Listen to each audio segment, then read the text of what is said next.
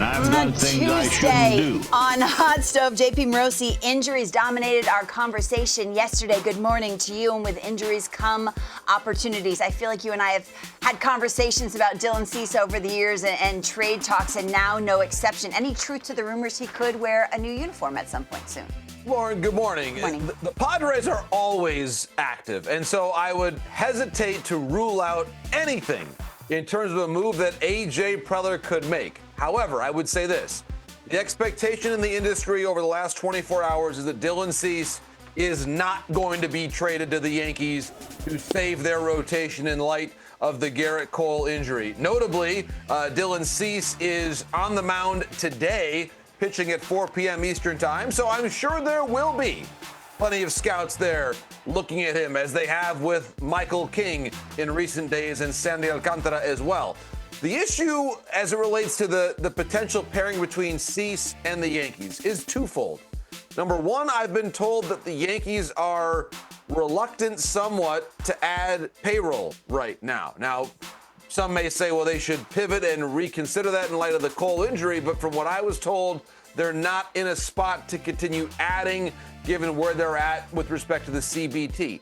The other aspect is this, and Matt referenced this off the top in the A block, about the state of the Yankees farm system.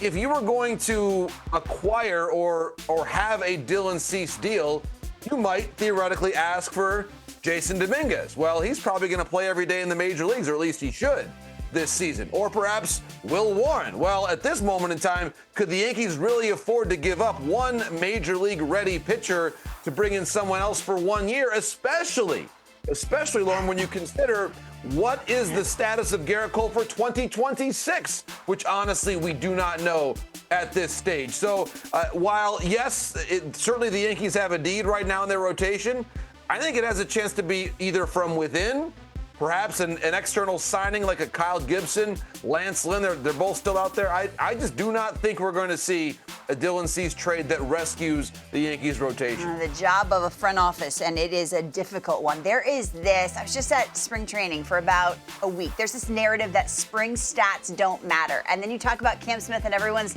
kind of wowed by his spring. What side do you lie in terms of stats? Well, it depends, Lauren, in the context. Okay. And Cam Smith comes over. He was drafted just last year. And Dana Brown said yesterday on MLB Network Radio that there is a path for him to make the opening day roster. So clearly, Dana Brown, whose opinion matters a lot more than mine, Dana Brown's a believer in springtime numbers. And look at those swings. Cam Smith is on it. I love the way that he hits to all fields, the poise that he has. It's a very quiet approach at the plate that I believe will play very soon in the major leagues, whether it's opening day or a month in or 6 weeks in. A reason why Cam Smith could, in the midst of the Astros changing roster and Altuve playing left and Bregman and Tucker no longer being there, is he has versatility. He can play third base. He could potentially play right field as well.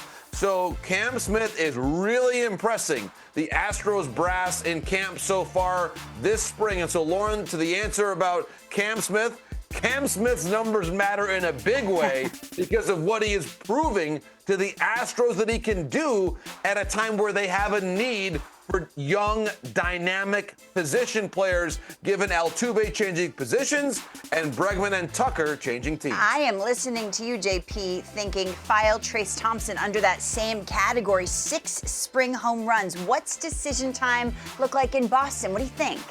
It's a very fluid roster right now, Lauren, for the Boston Red Sox. And notably, we have not yet seen, still, it's March the 11th, no sign of Rafael Devers yet in Grapefruit League action. He's not in the lineup today either, so perhaps it'll be tomorrow. But Trayce Thompson is staking a very strong claim to a roster spot on opening day. He has experienced seemingly everything there is to experience in Major League Baseball. He's been up, he's been down, back to the minor leagues. He's had injuries at different times.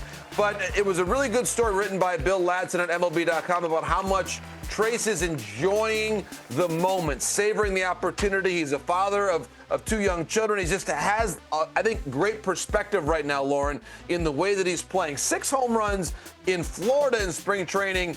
Again, it's much more hitter-friendly in Arizona. So when you're hitting 6 homers in 23 at-bats in Florida, it does catch your attention, especially from the Boston Red Sox perspective right now, Lauren, because Wilyer Abreu had a gastrointestinal virus earlier on this camp and is not fully ready yet for game speed and the full workload. So there could be a path for Trayce Thompson to be there on opening day, whether it's with the Red Sox or potentially a different organization. I love that you said he's enjoying the journey, right? Important in baseball, not just in baseball, in life. Every camp I went to, JP, the managers all talked about the decision they think about when they go to the yard and when they come back from the yard. What does the outfield in Texas look like for Bruce Bochy?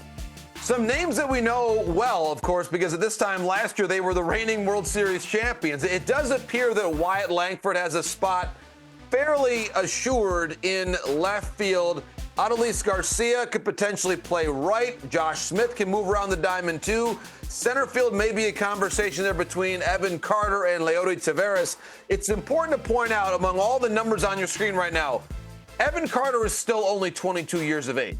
And there was the immediate success that he had there in the World Series and popping on the radar screen and helping the Rangers win their first championship. And then last year certainly had some struggles too. But Evan Carter, for me, he's still young enough to be a prospect. He's also polished enough and experienced enough to be someone the Rangers can rely upon. Yes, they've got Taveras there as well, Kevin Pillar, a veteran. But right now I think there is a definite path for Evan Carter to get everyday at-bats in Texas this year. Last week of Hot Stove, getting the final pieces of information. JP Morosi, thanks to you. Appreciate it. Keep doing your thing, man. You're on the right trajectory, man. He's on the right trajectory.